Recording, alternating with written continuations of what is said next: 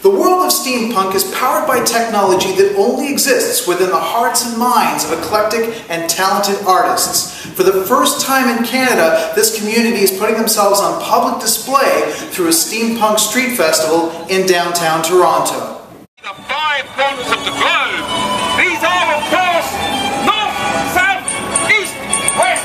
What better place to bring the world of steampunk to the public at large? It's slowly been creeping into the mainstream more and more in the last few years in advertising and in movies. And I thought this was the perfect place to just introduce it to a broader audience, to let people who may have heard about it but not really sure what it is come and see it. Fun, and the society at large tends to be very friendly. So when people are like, what are you doing? Why are you dressed like a weirdo? Are you a cyborg? It's like, absolutely, let me tell you more about it. Steampunk is science fiction for the Victorian age. It's not based on a movie or a TV series. Instead, people come up with their own characters: explorers, mystics, gunslingers, detectives, and my favorite, mad scientists. I'm Professor Edward Bandersnap, inventor of fantastical technologies. I would like to explain to you my Bandersnap self-lighting pipe. Simply pack the pipe as per normal, depress the button on the side for 5 seconds, and the induction coil around the circumference creates a field within, igniting the tobacco for you, allowing you to sit back, relax, and enjoy a nice pipe, no matter where you happen to be or how windy it is. My name is R. Phineas Bodine, aeronaut, rogue, maker of fine devices. This is the Walkway Infuser, and the idea is you place your cup in such position. You could put an infuser or a tea bag, set the clockwork motor, walk away. As you come back, your tea is at the perfect infusion. Of course, you have to have the right clothing.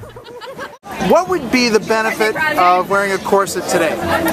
Well, there's more than one benefit. Posture is one of them. Obviously, when you're wearing a corset, you stand a lot straighter, which then also helps your core muscles, which then helps you to be skinnier when you're not wearing a corset, which is great. Also, they're wicked sexy, so like, that's kind of the biggest benefit, is that you put it on and instantly you're at least 10% hotter than you were before you had it on. Gotcha. So are they difficult to get in and get out of, or? No, they're quite easy. If you have somebody like Dawn, who's going to lace you up until you can't breathe, much easier if you want to get really, really small. However, because they do up at the front, and then they have bunny ears at the back, so you would find the bunny ears and you would pull, and then you can adjust everything, kind of like when you're doing up your skates, you kind of pull and pick at them until you get them to the top, and then you can pull everything tightly. Same thing, but you do that to the middle, and then you can just do it up in a bow and off you go. And you can always find a willing volunteer. True. You can always find someone to do your corset up for you. You can always find somebody who wants to get you out of it as well. Exactly! So yeah, it works both ways. I'm Morgana Townsend, and I'm the owner and operator of Spider Designs by Meg. I design and create original steampunk clothing. Boots, boot covers, to armlets, bloomers, dresses, men's, women's, and children designs. It takes a while to make one that I really like. This is one of my favorites. This is a railroad engineer outfit, and or also called the button dress. This is actually a first in many, many ways, and it's a great idea just because everybody gets to come out and show off a little bit, but also see what's going on and see what local people are making. I use pocket watch pieces, clock parts, and rebuild them into jewelry.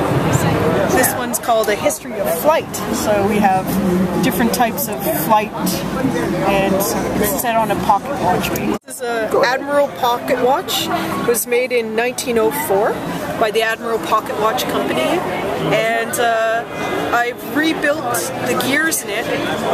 They're actually called pocket watch wheels, and balance them so that they can move. It was a fun-filled day of performances. There were belly dancers, a theremin concert, and raunchy tavern tunes.